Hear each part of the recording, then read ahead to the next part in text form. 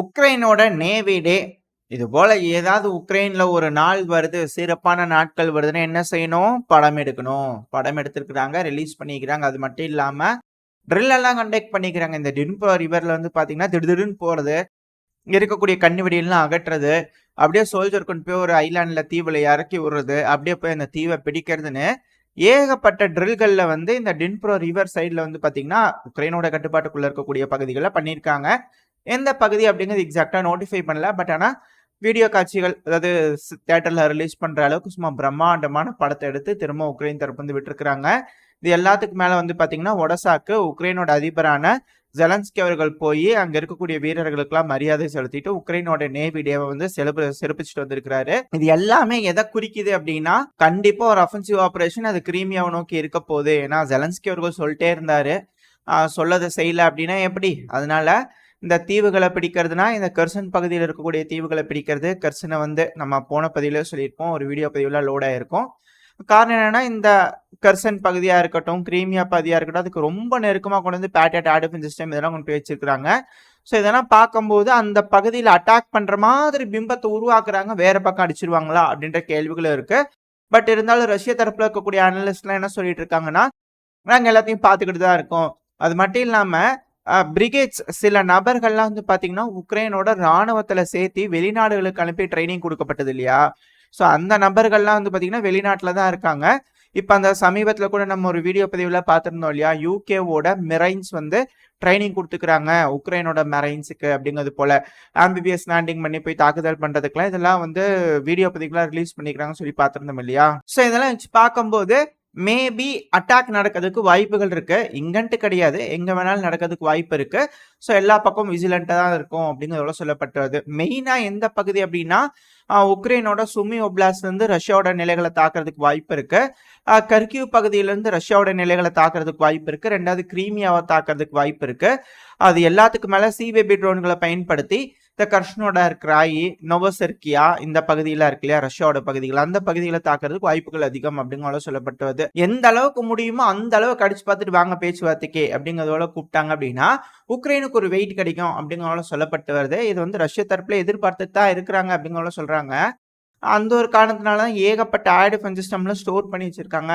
ரிசர்வ்ல எடுத்துக்கிட்டு இருக்காங்க ரஷ்யா. ப்ரிப்பரேஷன்ல இருக்கு ரஷ்ய தரப்புலையும் அப்படிங்கிறத சொல்லியிருக்காங்க. ஸோ அதாவது இதெல்லாம் எப்படிப்பா அப்படின்னு கேட்டிங்கன்னா, சும்மா நார்மலா ஒரு இது இருக்கு இல்லையா, டிஸ்கட் சேனல்ல அங்கே பேசிக்கும் போது சில விஷயங்களை ஷேர் பண்ணுவாங்க இல்லையா? ஸோ அதை வச்சு புரிஞ்சுக்கக்கூடிய ஒரு விஷயங்கள். உக்ரைன் தரப்புல அட்டாக்கிங்க்கு ரெடியா இருக்கிறாங்க, ரஷ்யா தரப்புல டிஃபென்ஸுக்கு ரெடியா இருக்கிறாங்க அப்படிங்கிறது போல. பட் ஆனால் ஃப்ரண்ட் லைன்லாம் கொலாப்ஸ் ஆயிடுச்சு. இதுக்கு மேல உக்ரைனால எதுவும் பண்ண முடியாது. பேச்சுவார்த்தைக்கு போய் தான் ஆகணும். அந்த ஒரு காரணத்தினால ஏகப்பட்ட வெல் எக்ஸ்பீரியன்ஸ்டு சோல்ஜர்ஸ் எல்லாத்தையுமே எடுத்து ஃப்ரண்ட் லைன்ல இருந்து முடிஞ்ச வரைக்கும் எடுத்துட்டு அவங்க எல்லாத்தையும் ரெடி பண்ணி ஒரு மிகப்பெரிய அஃபென்சிவ் ஆபரேஷனுக்கு உக்ரைன் தயாராயிட்டு இருக்காங்க. அது நடக்கும்போது ஒரு அஃபென்சிவ் ஆபரேஷன் நடக்குதுனாலே பல இடங்கள்ல ரஷ்ய வீரர்கள் முன்னேறத நிறுத்திடலாம் இல்லையா? அதுதானே அஃபென்ஸ் தானே மிகப்பெரிய டிஃபென்ஸ். ஸோ அதை செஞ்சு பார்க்கலாம் அப்படிங்கிறதோட ட்ரை பண்றதா சொல்லப்பட்டு வருது. ஏன்னா ரஷ்யா வந்து 4 ஒப்லாஸ்ட் கேட்குறாங்க. அது ஃபெயில் ஆகும் பட்சத்துல ஒன்றும் பண்ண முடியாது. ரஷ்யா நீங்களே வந்து எடுத்துக்கங்க அப்படிங்கிறதோட சொல்லிடலாம். லாஸ்ட் முடிஞ்சதுக்கு அப்புறமா இப்படி இதெல்லாம் நடக்கும் அப்படிங்கிறத சொல்றாங்க. நம்மளும் தினம் இதை சொல்றோம். நடக்குதா என்ன அப்படிங்கிறது பார்ப்போம். ஸோ உக்ரைனோட நேவல் டே செலிப்ரேஷன் ரொம்ப சிறப்பாக நடந்திருக்கு அப்படிங்கிறத புரிஞ்சுக்கலாம். ஸோ ஒடசால ஜெலன்ஸ்கி அவர்கள் எந்தெந்த பகுதிக்கெல்லாம் போறாரோ அந்தந்த பகுதியில ரஷ்ய வீரர்கள் பின்தொடர்றாங்க. கூடிய சீக்கிரத்துல ஒடசாக்குள்ளேயும் ரஷ்ய வீரர்கள் வந்து இங்க பாருங்க ஜெலன்ஸ்கி அவர்களே நீங்க காமிச்சிங்களா வந்துட்டோம் நாங்க அப்படிங்கிறதோட சொல்லிடுவாங்களா அப்படின்ற கேள்விகள் வருது. சரி, ஓகே, இதெல்லாம் இங்க உக்ரைன்ல நடந்துட்டு இருக்கு இல்லையா? இப்போ உக்ரைன் வந்து பாத்தீங்கன்னா ரஷ்யாக்குள்ள சில பகுதிகளை தாக்குதல் நடத்திட்டாங்க. அதுவும் கிருஷ்ணோடார் கையில் நடந்த அந்த ஆயில் டிப்போ தாக்குதல்ல 2 நாளா போராடி தீயை வந்து அணைச்சிருக்கிறாங்க ரஷ்ய தரப்புல இருந்து அப்படிங்கிறத சொல்லியிருக்கிறாங்க. ஆனா உக்ரைன் தரப்புல என்ன சொல்லியிருக்கிறாங்கன்னா, ஜூலை 6ல மட்டுமே, அந்த ஒரு நாள் மட்டுமே மொத்தம் 130 செட்டில்மெண்ட்ல இருக்கக்கூடிய 83 இன்ஃப்ராஸ்ட்ரக்சர்ல வந்து தாக்குதல் பண்ணிக்கிறாங்களாமா.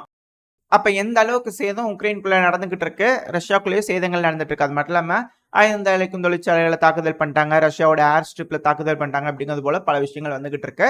அதே போலதான் உக்ரைனுக்குள்ளேயே பல தாக்குதல் நடந்திருக்கு. 7ஆம் தேதி அதிகாலையில கூட வந்து பாத்தீங்கன்னா ஒரு 13 ட்ரோன்கள் கிட்ட அனுப்பியிருக்கிறாங்க, 2 மிசைல் கிட்ட அனுப்பியிருக்காங்க. ட்ரோனோட தலையை திருப்பிட்டான மிசைல் சில இடங்கள்ல விழுந்து வெடிச்சிருக்கு அப்படிங்கிறது போல உக்ரைன் தரப்பு சொல்லியிருக்காங்க. ஸோ சேதங்கள்ங்கிறது இரு தரப்புலையும் நடந்துகிட்டு இருக்கு. போர் இல்லையா, அதனால இரு தரப்புலையும் சேதங்கள் நடக்குது. அது நம்மளால புரிஞ்சுக்க முடியுது. பட் ஆனா ஜெயிச்சுக்கிட்டு இருக்கிறது யாரு அப்படின்ற கேள்வி வருது. இதுல எந்த ஒரு விதத்திலயும் உக்ரைன் ஜெயிக்கிற மாதிரி இல்ல அப்படிங்கறத யதார்த்தமான உண்மை. ஏன்னா உக்ரைனோட கீவ் போஸ்ட் இருக்கு இல்லையா, இப்ப அவங்க தரப்புல இருந்தே வந்து பாத்தீங்கன்னா செய்திகள் வந்திருக்கு. அவங்களே வந்து கேட்டிருக்கிறாங்க, ஏங்க இந்த உக்ரைனோட கரண்ட் எனர்ஜி தயாரிக்கும் கம்பெனிஸ் இருக்கும் இல்லையா, அவங்க தரப்புல வந்து கேட்டிருக்கிறாங்க, ஏங்க போன விண்டரோட கன்சப்ஷன் எவ்வளோ, இப்ப எவ்வளவு வந்து ப்ரொடக்ஷன் உங்களால எனர்ஜி இருக்க முடியுது அப்படிங்கறதெல்லாம் மேட்ச் பண்ணலான்றதுக்காக டீடைல்ஸ் கேட்டிருக்கிறாங்க. இல்லைங்க கொடுக்க முடியாதுங்க, கொஞ்சம் சேஃப்டி, அதனால கொடுக்க முடியாது அப்படிங்கிறது போல மழுப்பி விட்டுருக்குறாங்க. இதனால வந்து உக்ரைனோட கீவ் போஸ்ட் இருக்கு இல்லையா நிறுவனம், அவங்க தரப்புல இருந்து என்ன சொல்லியிருக்கிறாங்க அப்படின்னா, வரக்கூடிய விண்டர்ல தண்ணியை சூடு பண்றதுக்கும் ஹீட் தேவையான அளவுக்கு ஜெனரேட் பண்றதுக்குமே எலக்ட்ரிசிட்டி பத்தாது, என்ன பண்ண போகுது உக்ரைன் அப்படின்ற கேள்விகள் உக்ரைனோட மீடியாக்கள் தரப்புல இருந்து எழ ஆரம்பிச்சிருக்கு. இது மக்கள் மத்தியில அதிருப்தியை தான் திரும்ப திரும்ப உருவாக்கிட்டு இருக்கு. ஆல்ரெடி மொபைலைசேஷன்ற பேர்ல ஏகப்பட்ட அழிச்சாட்டியங்கள் உக்ரைன் தரப்புல செஞ்சுக்கிட்டு இருக்காங்க. துப்பாக்கி வேற கொடுக்க சொல்லிக்கிறாங்க, கொடுத்துட்டாங்கன்னா சந்தோஷமா இருக்கும். இப்ப வந்து பாத்தீங்கன்னா கரண்ட் வேற இல்ல, ஏகப்பட்ட இடங்கள்ல ஷட் டவுன் நடந்துகிட்டு இருக்கு, டோட்டல் பிளாக் அவுட்ஸ் நடந்துகிட்டு இருக்கு அப்படிங்கிற குற்றச்சாட்டுகள் வந்துட்டு இருக்கு. இதெல்லாம் எப்படி சமாளிக்க போறாங்க அப்படிங்கிறது தெரியல. இதுவே ஏகப்பட்ட சர்ச்சையை கிளப்பிட்டு இருக்கு உக்ரைனுக்குள்ள. இப்படி இருக்கும்போது உக்ரைனோட ஒரு மிகப்பெரிய பணக்காரருங்க ஃபோர்ஜ்டு டாக்குமெண்ட்ஸ் வச்சு தப்பிச்சு உக்ரைன் விட்டு வெளியே வேற நாட்டுக்கு ஓடி போயிட்டாரு. ஒரு பேங்க், பிரைவேட் பேங்கோட கோ ஓனர் அப்படிங்கிறது போலாம் சொல்லப்பட்டு வருது. நல்லா வேணுங்கிற அளவுக்கு எடுத்துட்டு எல்லாம் சுட்டிட்டு ஓடிட்டார் வெளிநாட்டுக்கு. இது போல பல பணக்காரங்களும் போயிருவாங்க. இது வந்து அரசாங்கம் அலோவ் பண்ணுது அப்படிங்கிறது போல வதந்திகளும் கிளம்பி இருக்கு. பட் ஆனா வந்து பாத்தீங்கன்னா, எப்படி ஏழை பாலைகளை மட்டும் கரெக்டா குறி வச்சு புடிச்சிடுறீங்க, பணக்கார ஒருத்தங்க தப்பிச்சு போறாங்கன்னா எப்படி சைலண்டா அமுங்கடித்தனமா விட்டுறீங்களா அப்படிங்கிறது போல கேள்விகள் வருது. அது நியாயமான கேள்விகள் தான், இருக்கக்கூடிய ஆதங்கம் தான். பட் ஆனா அவர் மட்டும் தப்பிச்சு போயிட்டாரு. அவரோட பேர் என்ன அப்படின்னா ஹென்னடி பொகிலிபு, பேர் கொஞ்சம் கரெக்டாவல்ல. இவர் வந்து பாத்தீங்கன்னா தப்பிச்சு போயிட்டாரு. இப்ப இது சர்ச்சையாய் திரும்ப உக்ரைனுக்குள்ள வந்து பாத்தீங்கன்னா பெரும் பிரச்சனை ஆயிட்டு இருக்கு. அப்புறம் இந்த எலக்ட்ரிசிட்டி பிரச்சனைன்றதுனால ஒரு விஷயம் சொல்லணும். ரஷ்யாவோட டாகஸ்டைன், ரிபப்ளிக் ஆஃப் டாகஸ்டைன் சொல்லி தனியா ஒண்ணு இருக்கு. இது எப்படிங்க, ரஷ்யன் ஃபெடரேஷன்னாலே பல ராஜ்யங்களை உள்ளடக்கியதான் ரஷ்யன் ஃபெடரேஷன். அப்படி ஒரு ராஜ்யம் தான் ரிபப்ளிக் ஆஃப் டாகஸ்டைன். இப்ப அந்த பகுதியில் இருக்கக்கூடிய பொகுவாத்கா, பேர் கொஞ்சம் கரெக்டா இல்ல, அந்த பகுதியில் இருக்கக்கூடிய எலக்ட்ரிக்கல் சப்ஸ்டேஷன் மேல, எலக்ட்ரிசிட்டி ப்ரொடியூஸ் பண்ணக்கூடிய ஹவுஸ் மேல அட்டாக் பண்ணிக்கிறாங்க. இதனால தீப்பிடிச்செறிஞ்சிருக்கு அப்படிங்கிறது போல வீடியோ பதிவுகள்லாம் வந்துட்டு இருக்கு. இதனால அங்க இருக்கக்கூடிய மக்களுக்கு கரண்ட் கட் நடந்திருக்கு அப்படிங்கிற சொல்லப்பட்டு வருது. ஸோ இது எல்லாமே மாறி மாறி எலக்ட்ரிசிட்டியை வந்து அடிச்சுக்கிறாங்க.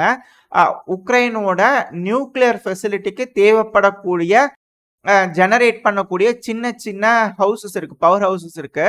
அது மேலேயும் தாக்குதல் பண்றதுக்கு ரஷ்ய தரப்புல பிளான் பண்ணிட்டு இருக்காங்க. அதே போல உக்ரைனும் செய்யறாங்க.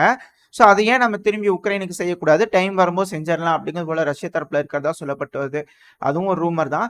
இன்கேஸ் அது நடந்துருச்சு அப்படின்னா கம்ப்ளீட்டா க்ளோஸ் ஆயிடும், உக்ரைனால எலக்ட்ரிசிட்டியை ஜெனரேட் பண்ண முடியாது. ரெண்டாவது, இந்த சப்ஸ்டேஷன்ஸ் சொல்லுவாங்க இல்லையா, ஒரு இடத்துல இருந்து கரண்ட் வந்ததுன்னா அப்படியே ஸ்டெப் அப் ஸ்டெப் டவுன் பண்ணி ஒரு இடத்துக்கு பண்ணுவாங்க இல்லையா, ஸோ அந்தந்த ஸ்டேஷன்ஸை வந்து அடிக்கலாம் அப்படிங்கிறது போலையும் ரஷ்ய தரப்பை யோசிச்சிருக்கதா சொல்லப்பட்டு வருது.